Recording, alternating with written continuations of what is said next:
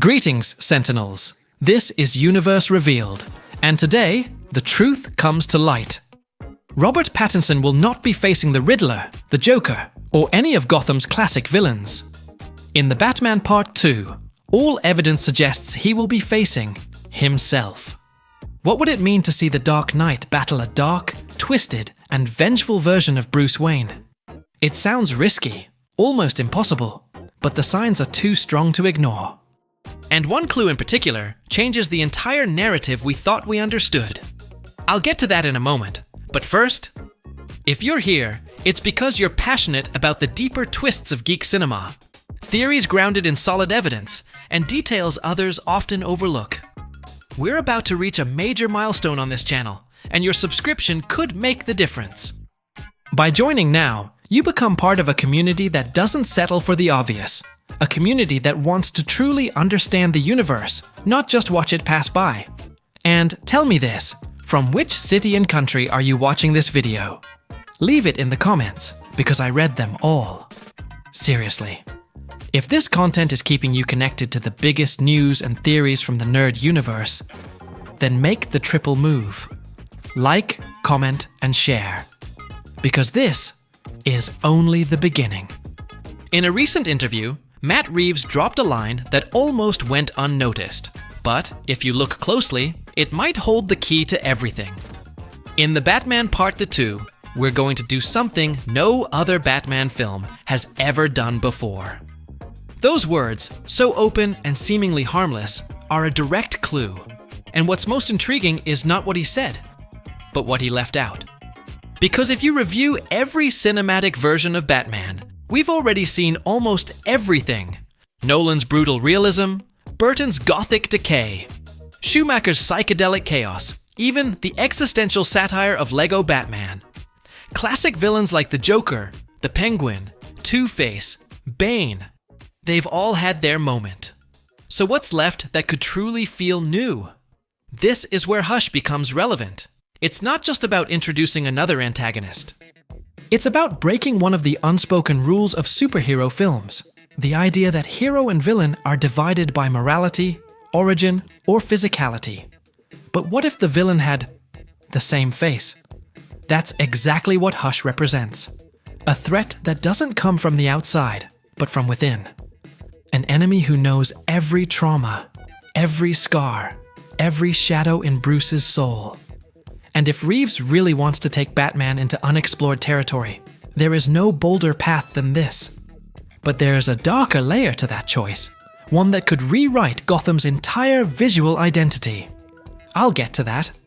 Tommy Elliot is not just another villain. In the comics, he's a brilliant surgeon obsessed with Bruce Wayne since childhood. But not out of admiration, out of envy. His story is an emotional time bomb wrapped in surgical precision. Someone who pretends to be a friend, manipulates from the shadows, and in the climax of Batman, Hush by Jeff Loeb and Jim Lee, reveals that he doesn't just want to destroy Batman, he wants to replace him. The key lies in his method. Hush reconstructs his face to look exactly like Bruce Wayne. He literally becomes him. It's one of the most disturbing concepts DC has ever explored, yet it has never been adapted for film. Why? Because it demands a powerful dual performance.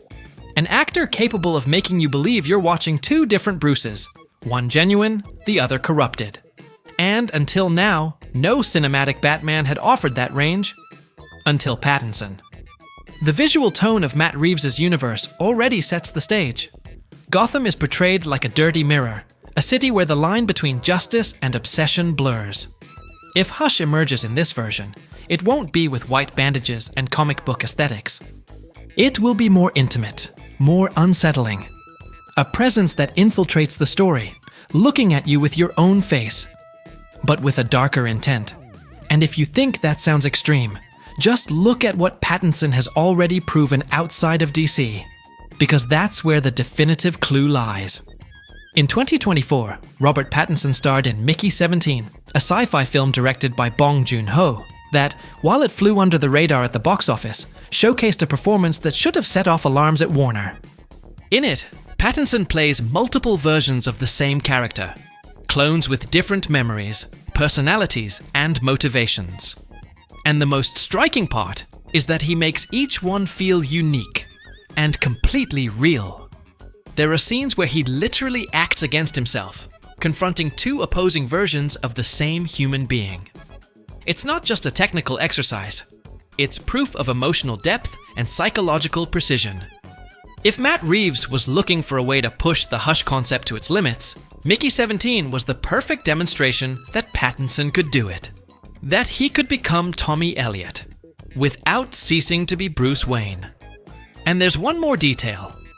During production, the Batman part that Sue faced significant delays in its script, even before the writers and actors' strikes. Reeves had said he was ready to start filming, but suddenly the script required major rewrites. What exactly changed? What did the executives see that made them rethink the approach? The answer may lie right there, in that dual performance, recorded within the same studio. Because if Pattinson can embody two conflicting characters, why stop at just one in Gotham? Matt Reeves' version of Batman is not a symbol of hope, nor a charismatic leader like in other eras of the character. He is a tormented figure, isolated, emotionally unstable. A man who still hasn't learned how to be Bruce Wayne, and because of that, remains trapped inside the mask. This inner conflict hasn't been resolved.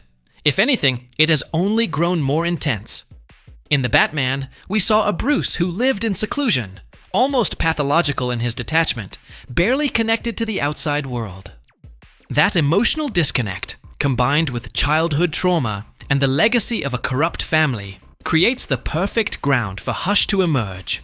Not from the outside, but from within. Not as an external threat, but as the physical embodiment of everything Bruce has failed to confront. That's why this confrontation makes as much symbolic sense as it does narrative. Picture a Gotham where crimes begin to surface that look exactly like Batman's work. Someone is using his methods, his stealth, his brutality, but without his code. An imposter. A shadow. The fear wouldn't come from a new villain with advanced gadgets, but from the possibility that Bruce Wayne has been replicated, rewritten, or even manipulated to act beyond his own control. And if the enemy's face is his own, then there is no way out. Visually, it's a powerful concept. Mirrors, distorted reflections, shattered masks, surgical scars. A story built around the central question, who are you when the enemy knows every corner of your soul? Because he is exactly like you. That question has the potential to redefine not just this film, but the entire cinematic logic of Batman. Yet the most unsettling part is still to come. Because if this theory proves true, its impact won't stop with this trilogy. It could reshape the future of DC itself. The Batman saga is not officially part of James Gunn's new DCU, at least not for now. It belongs to the Elseworlds label, a category that allows Warner to explore alternate takes without affecting the main continuity.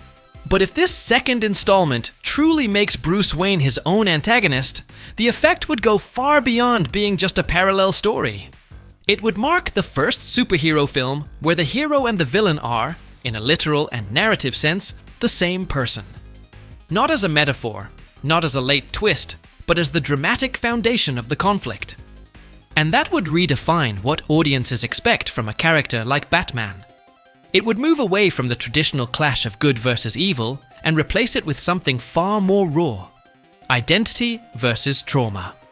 It would also set a new aesthetic and thematic precedent for all future DC projects, proving that risk-taking and deeper exploration can coexist with commercial success. Reeves already achieved this once by portraying Batman as both detective and fractured soul. Now he has the chance to push it further, by making him confront his darkest reflection. And if Robert Pattinson ends up playing both the Dark Knight and the Imposter, Gotham will never look the same again.